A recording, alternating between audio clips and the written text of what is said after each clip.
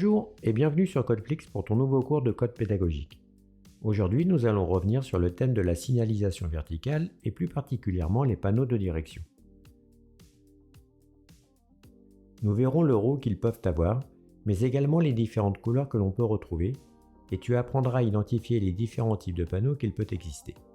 Et pour être complet sur la signalisation verticale, je t'ai mis en lien dans la description le cours pédagogique sur les panneaux de danger, de prescription, d'indication et de priorité. J'envoie le générique et l'on se retrouve juste après.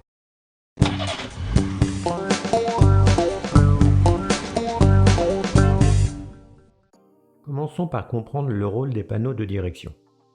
Ils sont là pour t'aider à suivre un itinéraire. Implantés en position ou bien à proximité, ils te permettront d'anticiper les changements de direction ou de position sur les voies. Les panneaux de direction ont des couleurs différentes en fonction du type de route que tu souhaites prendre pour suivre ton itinéraire. Les panneaux blancs permettent de suivre un itinéraire entre localités proches en empruntant les routes secondaires. Les panneaux verts permettent de suivre un itinéraire entre grandes agglomérations en empruntant les nationales. Les panneaux bleus permettent de suivre un itinéraire entre grandes agglomérations en empruntant les autoroutes. Les panneaux marrons permettent de suivre un itinéraire touristique. Et enfin, les panneaux jaunes permettent de suivre une déviation lorsqu'il y a des travaux sur l'itinéraire que tu suis. Il existe 5 types différents de panneaux de direction. Il y a le panneau d'avertissement, de présignalisation, de signalisation avancée, de position de direction et de confirmation.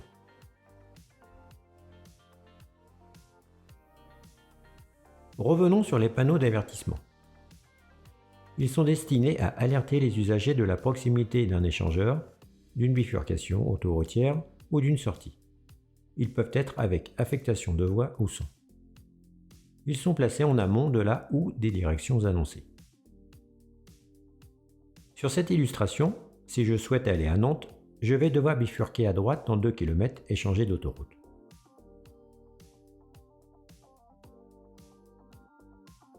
Cette bifurcation se fait sans affectation de voie, car les 2 directions sont sur la même branche. Ainsi, si je reste sur la voie la plus à droite, je pourrai suivre l'une ou l'autre direction. Sur ce deuxième exemple, si je souhaite suivre la direction de Nantes, je vais devoir me placer sur la voie la plus à droite pour bifurquer et suivre Nantes et changer d'autoroute. En restant sur la voie la plus à gauche, je suivrai la direction de Bordeaux. Cette fois-ci, la bifurcation est bien avec affectation de voie. Comme on peut le voir sur le panneau, puisque les 2 directions sont sur 2 branches bien distinctes, et elle interviendra dans 1000 mètres.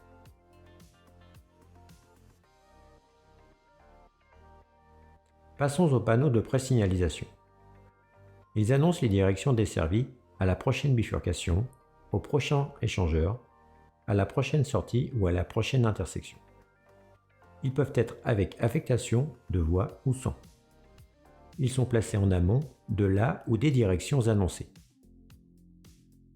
Sur cette illustration, la présignalisation est sans affectation de voie. Si je souhaite aller à Rochefort, à La Rochelle ou Surgères, je vais devoir prendre dans 1000 mètres la sortie numéro 8 à droite.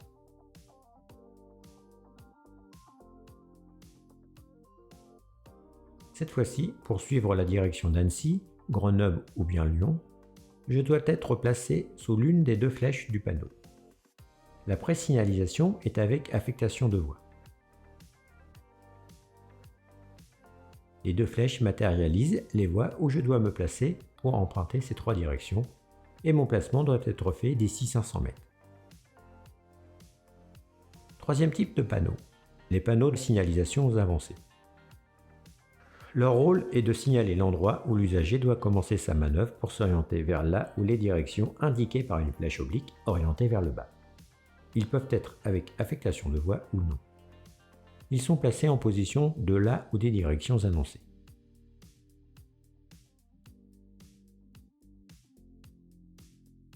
Dans cette situation, la signalisation avancée est sans affectation de voie.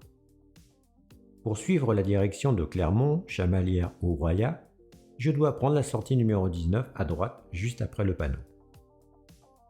Et dans la situation suivante, si je souhaite aller à Albertville, Grenoble ou Mémélian, je dois être placé sous le panneau. La signalisation avancée est avec affectation de voie. La flèche indique à l'usager qu'il se trouve sur la voie correspondant aux directions inscrites juste au-dessus. Voyons maintenant les panneaux de direction. Leur rôle est d'indiquer la direction à suivre. Ils sont placés dans l'intersection de telle manière que la manœuvre soit effectuée devant le panneau. Ils peuvent ou non indiquer les kilomètres à effectuer.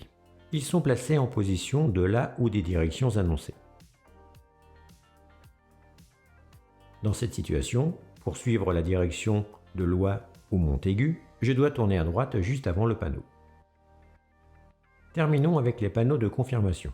Leur rôle est de confirmer les directions desservies par la route sur laquelle ils sont implantés ou bien les sorties. Ils peuvent ou non indiquer les kilomètres à effectuer. Ils sont placés en amont de la ou des directions annoncées. Dans cette dernière situation, le panneau me confirme que je suis en direction de Cholet et Angers. Il m'indique le kilométrage à effectuer pour atteindre ces deux destinations. Voilà, ce cours sur les panneaux de direction est à présent terminé. J'espère qu'il t'aura permis de bien comprendre leurs différents rôles et de bien comprendre comment ils fonctionnent pour bien agir. N'oublie pas qu'il y a d'autres cours pédagogiques sur la chaîne, donc si tu souhaites continuer tes révisions, n'hésite pas à les regarder. Mais juste avant cela, comme à chaque fois, des petits clics pour t'abonner, partager et liker, afin d'aider la chaîne à se développer et continuer à te proposer des cours de qualité. Et je te dis à tout de suite sur Codeflix, ta chaîne préférée pour réviser et obtenir ton code.